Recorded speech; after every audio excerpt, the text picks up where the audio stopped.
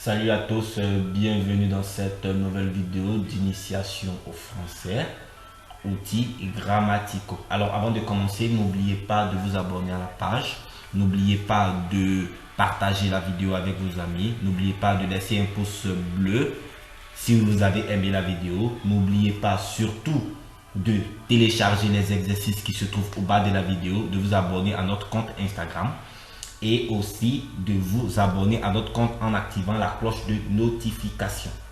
Bien, aujourd'hui nous allons continuer le cours qui portait sur le groupe du nom, la quatrième partie, les adjectifs indéfinis. Toujours dans la leçon 1, il s'agit des adjectifs indéfinis.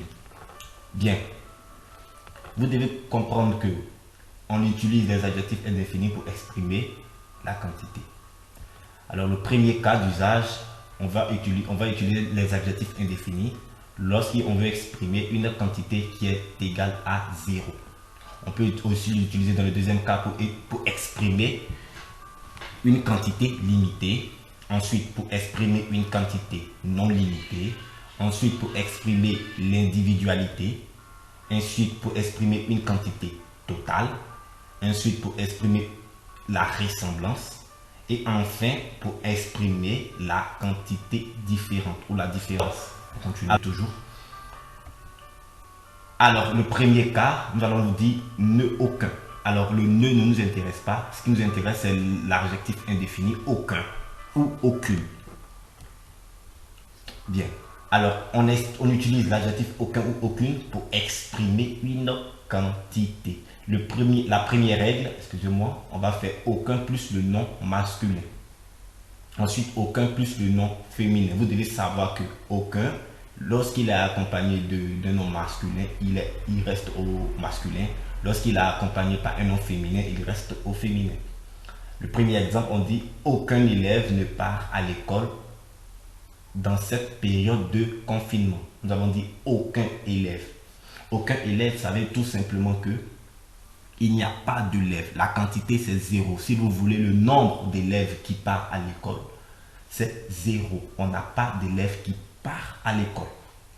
La deuxième phrase, nous n'avons aucune personne ne sort après 18 heures dans cette période de confinement. Alors, c'est pour dire qu'à partir de 18 heures, normalement, vous allez voir aucune personne dehors. Vous allez voir 0, vous allez voir 0 personne dehors. Bien. La deuxième règle, il s'agit du sujet plus la négation, plus aucun, plus le nom. Alors, je n'ai aucun stylo. Ça veut tout simplement dire que je n'ai pas de stylo, ou si vous voulez, j'ai 0 stylo. Ensuite, la deuxième règle, c'est le sujet plus l'auxiliaire, plus le participe passé, plus aucun, plus le nom. Ici, on l'utilise lorsqu'on veut faire une phrase au temps composé. Alors, je n'ai apporté aucun livre. Alors, dans la règle, vous allez voir l'ordre. C'est-à-dire que là où le mot aucun doit se situer. Si on veut vu dans la règle, c'est marqué le sujet, ensuite la négation, après l'auxiliaire, plus le participe passé, plus aucun. Donc aucun ne peut pas être entre l'auxiliaire et le participe passé. Il est toujours après le participe passé et toujours suivi du nom. Bien. Deuxième cas, il s'agit de l'article indéfini quelque. Alors, vous devez savoir que quelque, on l'utilise dans plusieurs cas pour exprimer la quantité limitée. Alors, très bien, on continue. La première règle, ça sera sujet 1, on a quelque plus nom pluriel plus verbe. Alors, je rappelle que quelque, normalement, est invariable. Lorsqu'il varie, c'est qu'il s'agit d'un nom qui est au pluriel. C'est-à-dire que la variation de quelque se fait en fonction du nom qui se place en face de quelque. Donc, exemple, quelques personnes travaillent dans cette période de confinement. Alors, vous allez remarquer que personne est au pluriel, donc quelque aussi sera au pluriel. Le deuxième exemple, quelques personnes sortent dans cette période de confinement. Alors, ici, quelques personnes est le sujet. Donc, puisque quelques personnes est le sujet, le verbe va s'accorder en fonction du sujet. La deuxième règle, il s'agit de quelque sujet plus verbe plus quelque plus nom. Ici, quelque est invariable. Pourquoi? Parce que le nom de quelque, le mot quelque se situe avant le nom. Ici, quelqu'un représente, si vous voulez, un article. Voilà. Donc, un article qui exprime une petite quantité. Une petite quantité de quelque chose. Alors ici, dans ce deuxième cas, on ne met pas l'accent sur... on ne met pas l'accent sur le nombre, mais on met l'accent sur la quantité. Ça veut dire que, vous allez comprendre l'exemple, dans cette période de confinement, nous voyons quelques personnes dehors après 18 heures. Ça veut dire qu'ici, notre interlocuteur met l'accent plus sur le peu de personnes qui sont dehors par rapport à la quantité totale. Il veut nous faire comprendre tout simplement que le nombre de personnes qui est dehors est insignifiant par rapport au nombre de personnes qui sortent d'habitude. On est toujours avec, cette fois-ci, l'adjectif plusieurs. Alors, il est utilisé pour exprimer une quantité moins limitée. On va dire que plusieurs, on va dire quoi, le contraire de quelques, parce que plusieurs veut dire une quantité un peu plus vaste, un peu plus grande par rapport à quelques. La première règle, on a ici le sujet, ça sera plusieurs plus non, plus le verbe. Alors, plusieurs personnes travaillent dans cette période de confinement. Alors, vous allez remarquer que plusieurs personnes, on a toujours S à personne. Alors, vous devez comprendre que plusieurs est invariable et plusieurs exprime toujours là une quantité plurielle.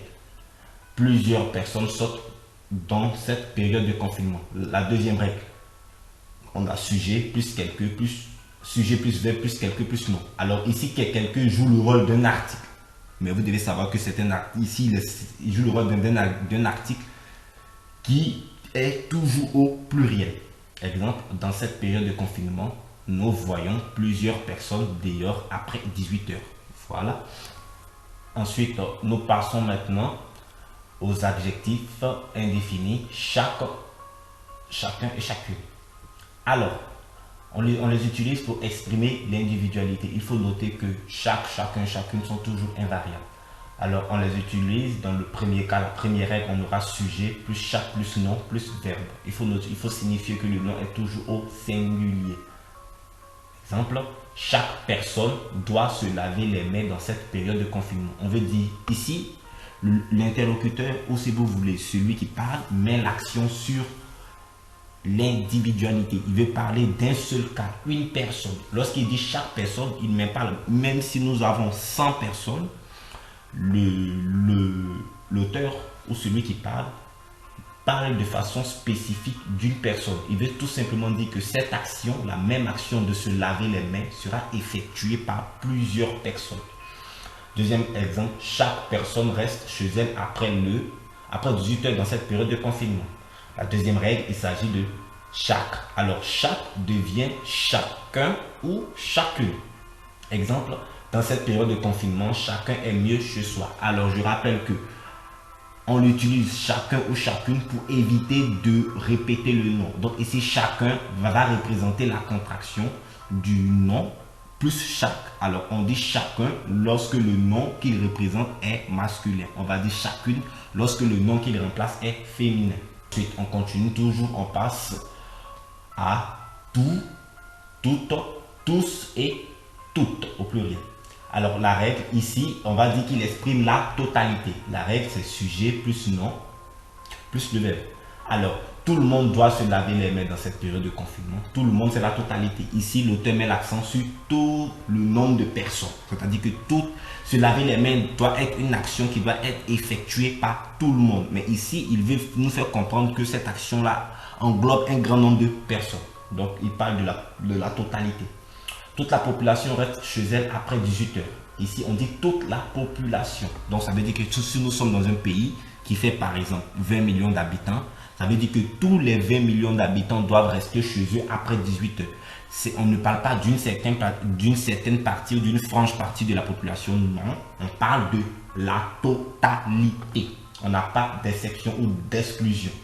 Dans cet exemple, on a, dans cette période de confinement, tous les habitants doivent se laver les mains. Et là, le dernier exemple, dans cette période de confinement, toutes les populations sont confinées.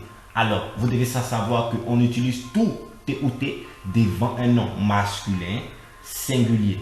Tout devant un nom féminin singulier.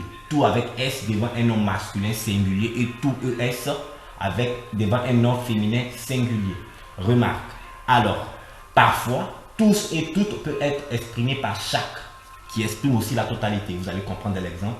Tous les jours, nous restons à la maison. On dit tous les jours, nous restons à la maison. Tout exprime la totalité. Et ici, nous voyons chaque jour, nous restons à la maison. Alors, on a déjà dit que chaque est exprimé pour de toujours au singulier. Mais alors, lorsqu'on dit chaque jour, c'est un peu pour dire que c'est une action qu'on fait à répétition. Alors, quelque chose qu'on fait à répétition peut se dire d'une autre manière, comme tous les jours. Voilà, tous les jours, ça veut dire quelque chose que je fais à répétition. Chaque jour aussi veut dire quelque chose que je fais à répétition. Je vous donne un autre exemple. Lorsque je vous dis chaque semaine, je vais à la plage, par exemple. Chaque semaine, je vais à la plage. Et toutes les semaines, je vais à la plage. C'est la même chose. Voilà, ça veut dire exactement la même chose. Bien, alors maintenant, nous sommes toujours dans les adjectifs indéfinis. Le même et la même. On les utilise pour exprimer la similitude ou la ressemblance. Alors, la première règle, on aura article défini plus même plus le nom. Alors, l'article défini peut être un article masculin singulier ou un article féminin singulier ou un article simplement pluriel. Le premier cas, nous avons la même voiture, mon voisin et moi. Il faut savoir qu'on va choisir l'article défini en fonction du nom. C'est-à-dire que si le nom il est féminin, l'article défini sera féminin. Comme dans notre cas d'exemple d'espèce, nous avons la même voiture. Voiture est féminin singulier. C'est pour cette raison que nous avons la même voiture. Ensuite, nous avons le même vélo. Vélo est masculin. Donc c'est pour cette raison que nous disons le même vélo, mon voisin et moi. Ensuite, nous avons les mêmes amis, mon voisin et moi. Alors, ami est pluriel. Raison pour laquelle nous avons utilisé un article aussi défini pluriel, les. Remarque, vous devez savoir que parfois, on l'utilise pour insister sur le sujet. Exemple, je vais le faire moi-même. Je vais le faire moi-même, c'est pour simplement dire que l'action sera effectuée par moi-même. C'est tout, par moi. Ensuite, autre, qui est le dernier, qui exprime la différence. Alors, nous avons deux voitures. La première est blanche, l'autre est bleue. Alors, autre exprime la différence. Alors, à défaut de répéter toujours le même nom, on va remplacer le nom par autre. Pour dire qu'il y a une différence entre un caractère du nom que nous avons déjà dit une fois et dire encore un second caractère du même nom. Donc, lorsque je dis nous avons deux voitures, nous parlons des voitures. Nous parlons de la couleur des voitures. La première est blanche. Je dis que la première voiture est blanche. Et l'autre est bleue. Ça veut dire qu'il s'agit toujours d'une voiture. Le nom voiture représente le nom. Bleu. Donc ça veut dire que l'autre peut être remplacé. La deuxième voiture est bleue. Donc pour éviter de répéter encore une fois le nom voiture, on va dire l'autre est bleu. Mais ici, l'auteur met plus, en exergue ou en avant la différence entre les deux objets qui sont comparés. Tu es fatigué. Nous verrons un autre jour. Alors, on dit un autre jour, c'est-à-dire qu'aujourd'hui, nous aurions dû nous voir. Cette fois-ci, nous allons nous voir, mais une autre fois. Tu as d'autres idées que les miennes. Alors, tu as d'autres idées que les miennes. Vous avez remarqué qu'ici, autre est au pluriel. Autre est au pluriel tout simplement parce que le narrateur met l'accent sur le fait qu'il est donné plusieurs idées différentes, mais qui sont nombreuses. Voilà. Alors, quelque chose d'autre? C'est juste une manière de poser la question pour dire est-ce que vous voulez une autre chose que celle que vous avez déjà en votre possession?